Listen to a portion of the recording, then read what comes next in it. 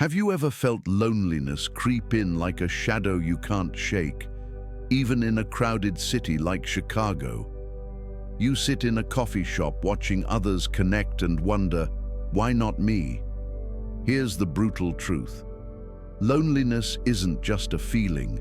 It's a trap that amplifies mistakes, especially for men searching for meaning in a chaotic world. Marcus Aurelius said, "You have power over your mind, not outside events." Stoicism, a 2,000-year-old weapon, shows us how to turn isolation into unshakable strength. Today, we'll uncover 7 fatal mistakes lonely men make, and how Stoic wisdom can forge you into a resilient force. These aren't just tips. They're a roadmap to reclaim your inner power. If this hits home, smash that like button, drop a comment with the mistake that resonates most, and subscribe for more Stoic fire. Wisdom begins when you stop chasing noise and start listening to yourself. Let's dive in. 1. Seeking validation from others.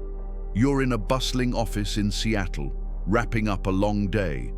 You've poured hours into a project, hoping your boss notices or a colleague offers a word of praise. But silence follows. That hollow feeling in your chest? It's the first fatal mistake lonely men make, seeking validation from others. This habit doesn't just deepen loneliness. It hands your self-worth to people who don't deserve to hold it. Modern life trains men to chase external approval. You grind late at a Chicago firm, hoping a promotion will prove your value. Or maybe you're at a bar in Austin, adjusting your personality to fit in, hoping someone finally sees you as enough.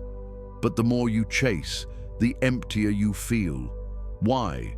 Because you're giving others the power to define you.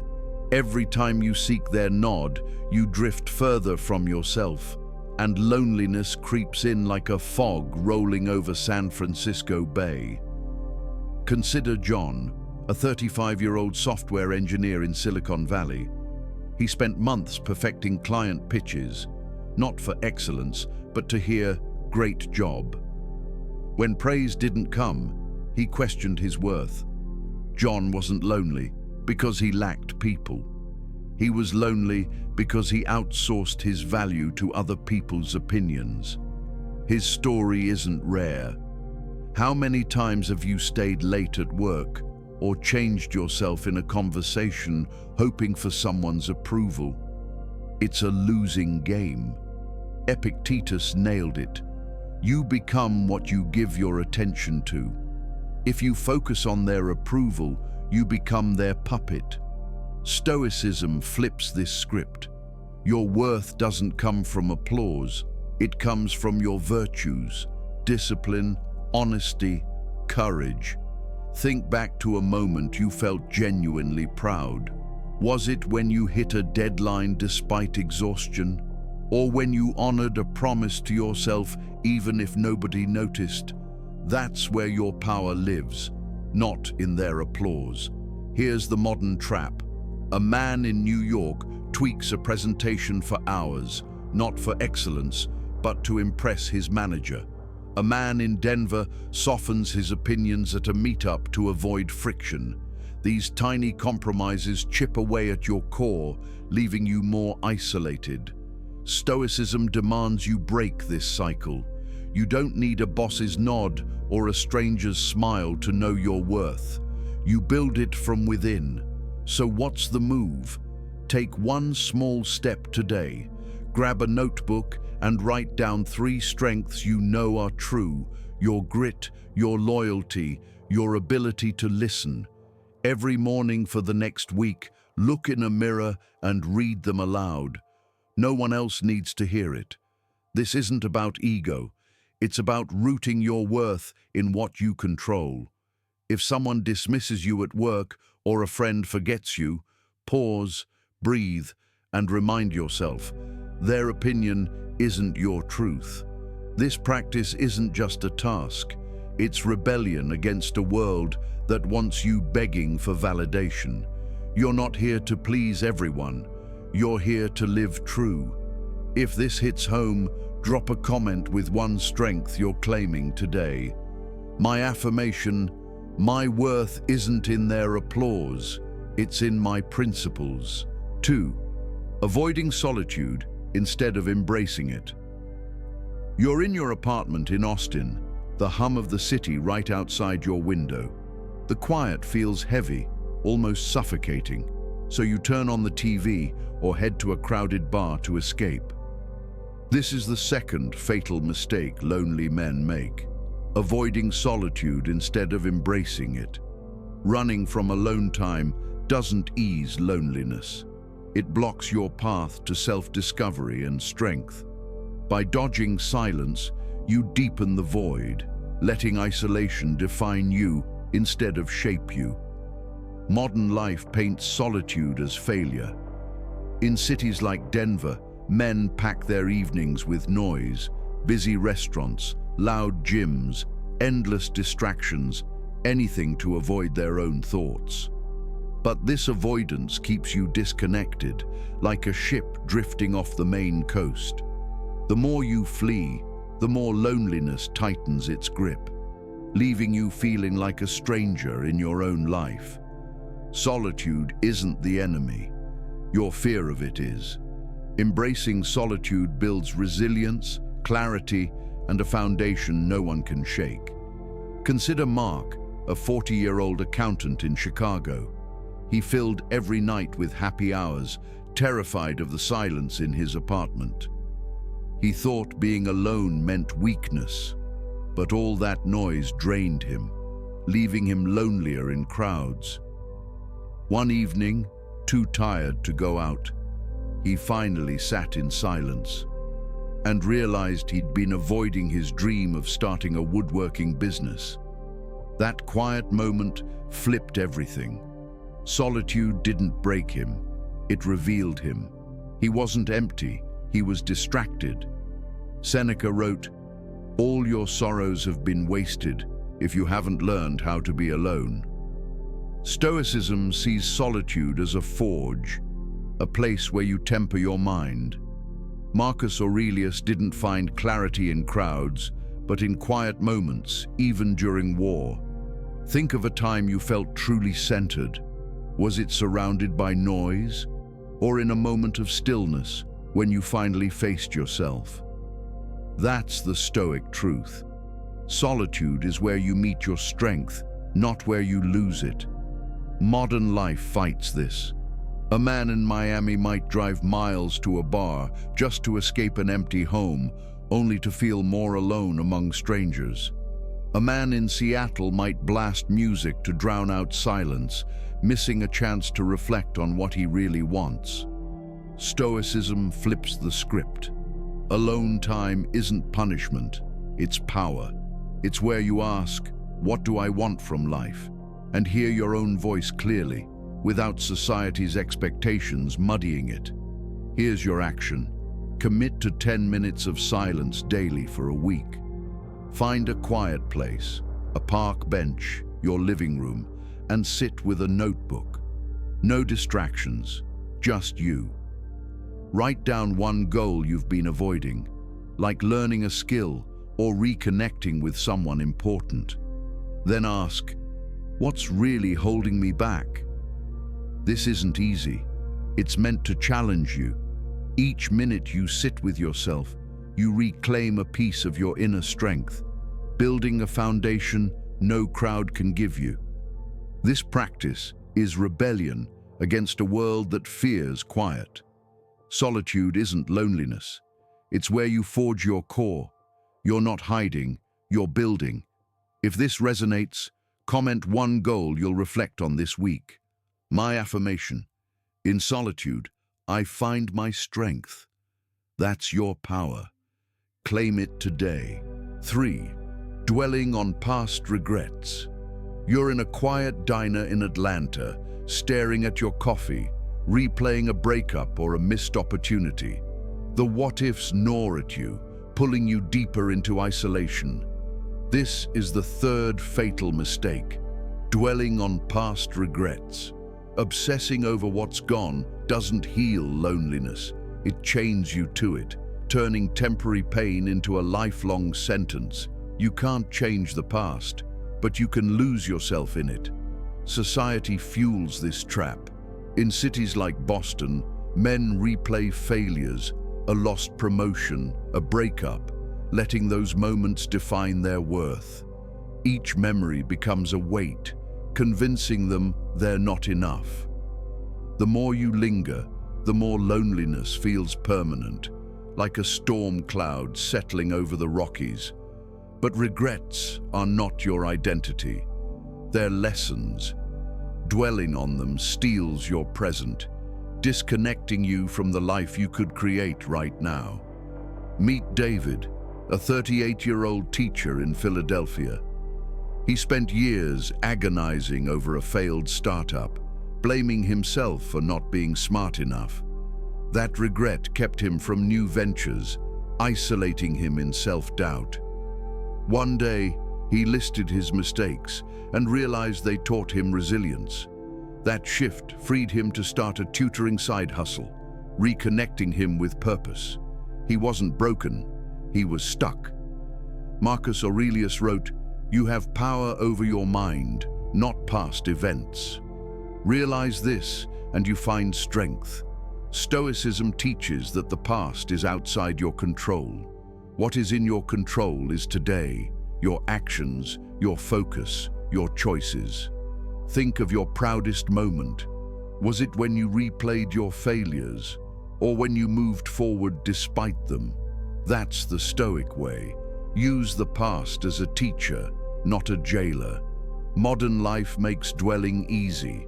A man in Dallas sits in traffic replaying an argument from years ago, letting it sour his day. In San Francisco, another avoids dating because he fears repeating past mistakes. Stoicism cuts through all of this. The past is not your prison, it's your classroom. Every regret carries a lesson if you choose to learn it. Stop replaying what you can't change. Start shaping what you can. Your action. Tonight, grab a notebook and list 3 regrets: a lost job, a broken friendship, a missed opportunity. For each, write one actionable step you can take today, like signing up for a class or reaching out to someone you drifted from. Pick one step and begin within 24 hours. This isn't about erasing the past. It's about building from it. You're not fixing yesterday, you're forging tomorrow. Every step forward breaks a chain. If this hits home, comment one regret you'll turn into action this week. My affirmation: the past is gone. My power is now. That's your strength. Use it today. 4. Over-relying on digital connections. You're at a lively bar in Miami, laughter swirling around you, but you feel like a ghost in the crowd. You pull out your phone, texting a group chat, hoping a quick reply will make you feel seen. This is the 4th fatal mistake: over-relying on digital connections. Mistaking texts and calls for real bonds doesn't ease loneliness. It deepens it, like chasing a mirage across a Nevada desert. Modern life pushes shallow ties. In Los Angeles, men stack their phones with contacts, co-workers, old classmates, yet feel invisible by dusk. These digital pings promise closeness, but deliver only brief highs, leaving you emptier than before. A buzzing phone feels like connection, but it's a hollow substitute for human presence. The more you rely on it, the further you drift from relationships that truly ground you. Think of Alex, a 32-year-old marketer in Denver. He spent hours texting friends and planning virtual hangouts, but felt lonelier after every message. One day, he joined a local hiking group, trekking 5 miles through the Rockies. The shared sweat, the stories swapped on the trail. They sparked a belonging no text could match. Alex wasn't alone. He'd been seeking connection in the wrong place. Epictetus said, "We are disturbed not by things, but by our opinions of them." Stoicism warns against confusing convenience with depth. True connection demands effort, face-to-face talks, shared struggles, real moments. Think of a time you felt understood. Was it during a rushed phone call, or sitting with a friend over coffee, laughing at a shared memory? That's the Stoic truth. Real bonds are built in person, not through screens. Modern life makes this mistake easy. A man in Seattle spends lunch texting instead of joining co-workers. A man in Chicago replaces conversations with phone calls, missing the warmth of presence. Stoicism demands you prioritize what's real over what's easy. Digital ties are tools, not replacements for the human presence that anchors your soul. Your action: commit to one in-person event this week, a local book club, a gym class, a volunteer cleanup. Even a 3-mile walk with a group can spark more connection than 100 texts. Show up, even if it feels awkward. Write down one thing you learned, a story, a perspective, a moment. You're not chasing replies. You're building bonds that matter. This practice is your rebellion against hollow connections. Real strength comes from real moments, not digital noise. You're not just filling time, you're creating meaning. I did not shorten anything. I only improved rhythm, clarity, and flow, so your video sounds professional and cinematic. If this resonates, comment with one event you'll try this week. Let's connect for real. My affirmation: real connection starts beyond the screen. That's your power. Claim it now. 5. Neglecting physical discipline. You're slumped in a Boston apartment, drained after a long desk job. Your body feels sluggish, your mind even heavier, and suddenly the couch feels like your only friend. This is the 5th fatal mistake: neglecting physical discipline. Ignoring your body doesn't just sap your energy, it weakens your spirit, turning loneliness into a weight you can't lift.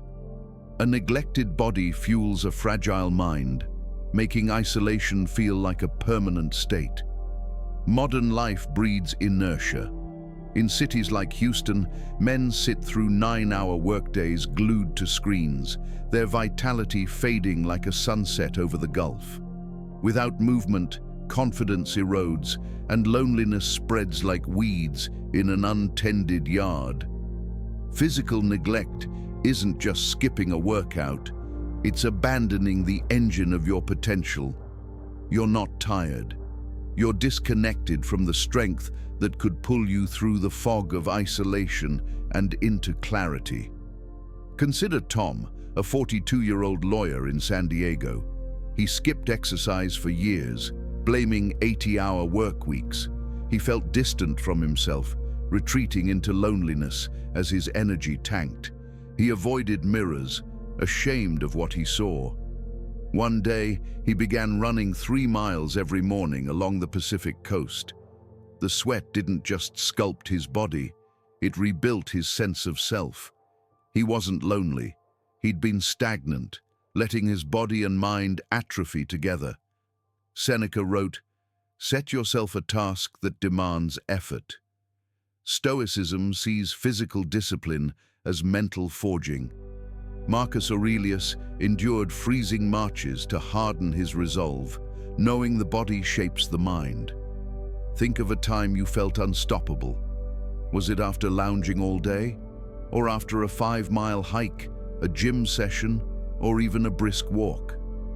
That's the Stoic truth. Physical effort builds resilience, making loneliness a challenge you can outlast. The modern world makes neglect easy. A man in Phoenix might drive 12 miles to work and barely move all day, his energy flatlining by noon. A man in Minneapolis skips the gym because he's exhausted, only to feel worse afterward. Stoicism demands you fight this. A 20-minute walk or 10 push-ups can shift your entire internal state, grounding you in your own strength. Physical discipline isn't punishment, it's liberation, a path back to your core, your action. Commit to 20 minutes of movement daily for a week. Push-ups in your bedroom, a 1-mile walk at your local park, or a gym class in your city. Check community boards for options. Start where you are. No excuses. Track it in a notebook. Day 1, 15 push-ups. Felt alive. Each rep builds more than muscle. It builds resilience against loneliness. You're not just exercising, you're reclaiming your strength. This practice is your rebellion against weakness. Your body is your forge, shaping your mind with every step. You're not just moving, you're building a version of yourself that no void can shake. If this resonates, comment 1 exercise you'll start today. Let's get strong together. My affirmation: my body is my forge. Discipline shapes my mind. That's your power. Use it now. 6. Expecting others to fix your loneliness. You're sitting in a crowded diner in Los Angeles, watching friends laugh, hoping their warmth will fill the emptiness inside. But when the meal ends, the hollow remains. This is the 6th fatal mistake. Expecting others to fix your loneliness. Waiting for friends, partners, or strangers to save you doesn't heal the ache. It hands over your power, deepening the isolation you want to escape. Society sells a dangerous lie that someone else completes you. In cities like Dallas, men lean on relationships or their social circle to feel whole. But when they're alone, the void stings even worse. You think a friend's call or a date's smile will make you enough. But that's a trap. Relying on others to fill your emptiness is like building a house on sand. It collapses the moment they step away, leaving you lonelier in a crowded world. Take Chris, a 37-year-old mechanic in Nashville.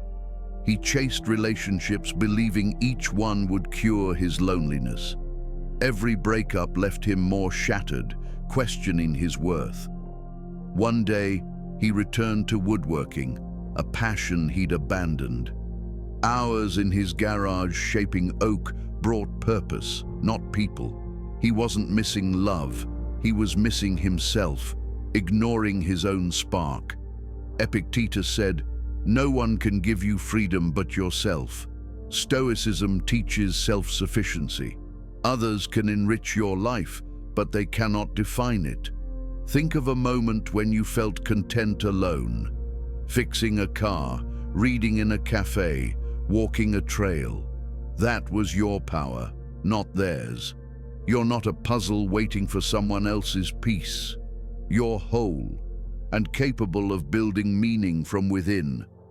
Modern traps make this mistake easy. A man in Portland waits for a partner to make his evenings meaningful, ignoring his own dreams. A man in Miami clings to his friends for identity, missing the path meant for him.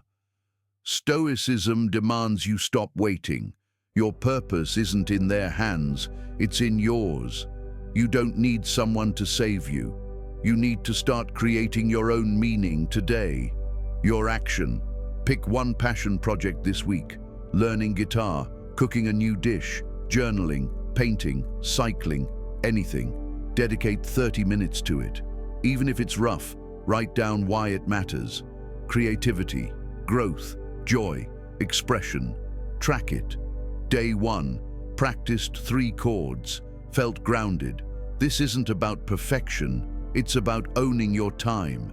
You're not waiting, you're building. This practice is your rebellion against dependency. You are enough, and your purpose is yours to shape. You're not chasing others, You're creating meaning from within. If this hits home, comment one passion you'll start this week.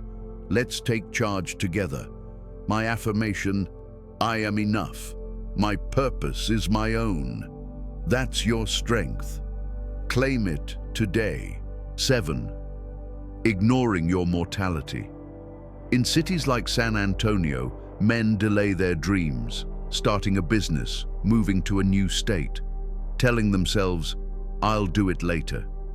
But later isn't promised.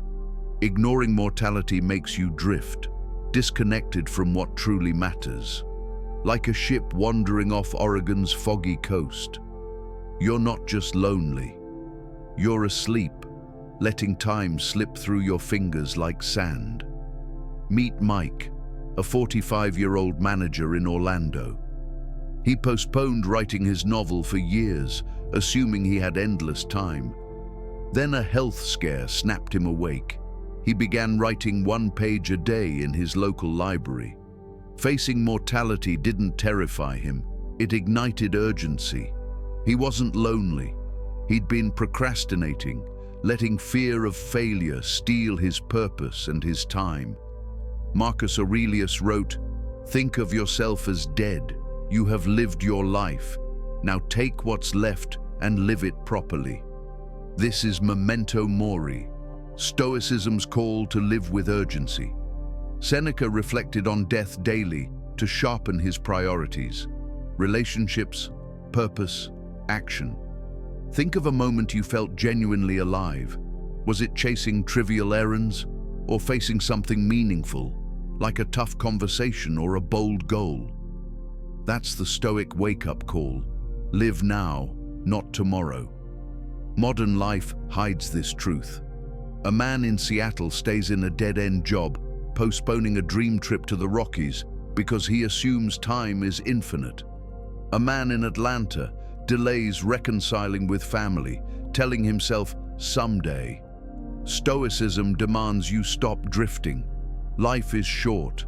Every moment spent on later is a moment sacrificed to loneliness and regret. Your action tonight: grab a notebook and list 3 things you'd regret not doing if tomorrow never came. Starting a gym routine, calling a parent, launching a side hustle. Pick one and take a step within 24 hours. Sign up for a class, make that call, draft that business plan. Track it. Day 1, called Dad.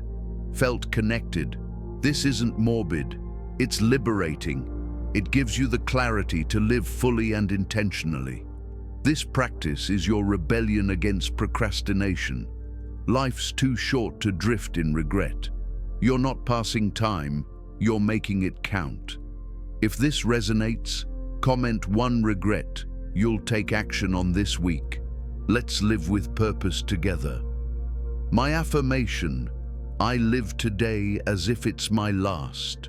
That's your power. Use it now. Conclusion.